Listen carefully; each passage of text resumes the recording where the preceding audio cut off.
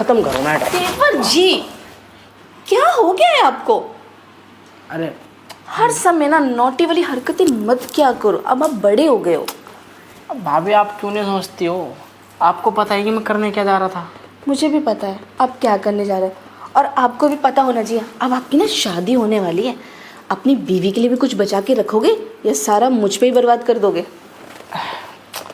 भाभी बीवी का पता नहीं, मुझे बस इतना पता है कि ना आप जैसा प्यार और आप जैसी कोई लड़की नहीं देखी मैंने। बस करो देवर जी, ये आपके ना पटाने के तरीके मुझे अच्छे से आता है।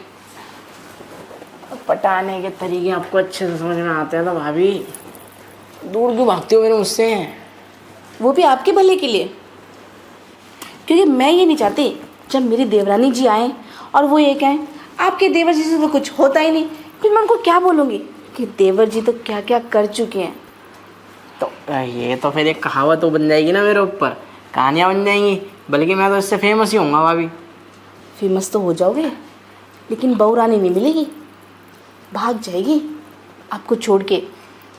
लेकिन भाभी अब क्या ही बताऊँ, जब से आपकी मलाई खाने स्टार्ट करी है ना तब से मन ही नहीं करता किसी और डेयरी में देखूं कि दूध गाढ़ा है कि पतला। ऐसा नहीं है देवर जी, जो हमारी देवरानी जी भी आने वाली है ना, स्टार्टिंग में उनकी मलाई भले पतली हो, धीरे धीरे आपका एक्सपीरियंस तो इतना तगड़ा है कि आप गाड़ी कर ही दोगे। लेकिन भाभी मेरी फीलिंग भी तो समझो ना आप। मुझे पता है आपकी फीलिंग कहाँ जा रही है। अब आपको सुबह सुबह दूध पीने का मन कर गया होगा, पता है ना मुझे। आपको पता है ना, तो भाभी फिर मैं वही कह रहा हूँ ना, फिर अब मैं आया हूँ तो मैं तो कितने अच्छे से आया था। अगर आप अभी मना नहीं करती ना तो अभी आपको सीधा सिंक पर बिठा देता। अच्छा जी, इन बाजू में इतना दम है कि उठा लो मुझे? बाजुओं का तो पता नहीं, लेकिन बाकी जगहों का तो बड़ा ही दम देखा आपने। और रही बात बाजुओं की, वो भी दिखाया मैंने कई बार, लेकिन अंधेरे में ना आपको पता नहीं चला। अच्छा ये बात है देवर जी, इसका मतलब कई बार उठा चुके हो आप मुझे।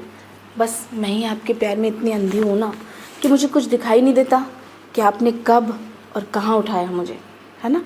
तो फिर अब मैं आपकी बातें सुन के ना आपकी आंखें खोल देता हूँ। मैंने आपको पलंग पे और सोफे पे और बाथरूम में हर जगह उठाया है। तो एक बात और बता दूँ आपकी याददाश्त के लिए देवर जी, एक जगह और रह रही है, डाइनिंग टेबल। अभी तक आपने वहाँ नहीं उठाया मुझे। तो 2-3 जगह भी और रह रही है, जैसे? जिसमें से मैं यहाँ उठाने जा ही रहा था सिंक पे। फ्रिज में भी फिट करना बाकी है आपको, ठंडक लेते लेते गर्मी आ जाएगी।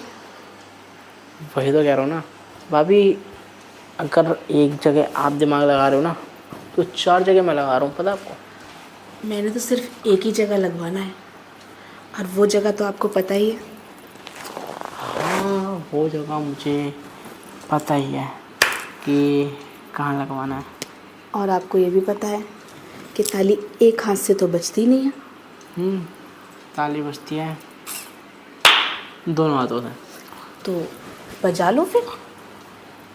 ताली के साथ साथ 2 चीज़ें मिलती है तब भी आवाज़ वही आती है। अच्छा, जैसे? जैसे जैसे ताले से चाबी। मुझे ना ताले से चाबी और चाबी से ताला ना खोलने में मज़ा नहीं आता, बंद करवाने में मज़ा आता है। तो फिर भाभी जी क्यों ना आपके ताले में मेरी चाबी कई बार अटकी है, कई बार अटकी है। एक बार और से। बिल्कुल आए में इसलिए ना। मुझे तो पता ही है, तुम्हारी नीयत की तो मुझे सारी खबर रहती है। जब तुम मुझे हाथ लगाते हो ना, मैं तभी समझ जाती हूँ कि आज ताला बंद करने की बारी है। हाँ और क्या। तो फिर अभी बंद करवा लो ना, सिंक पे नहीं। अब तो सोच रहा हूँ डाइनिंग टेबल पे चलूँ, चले।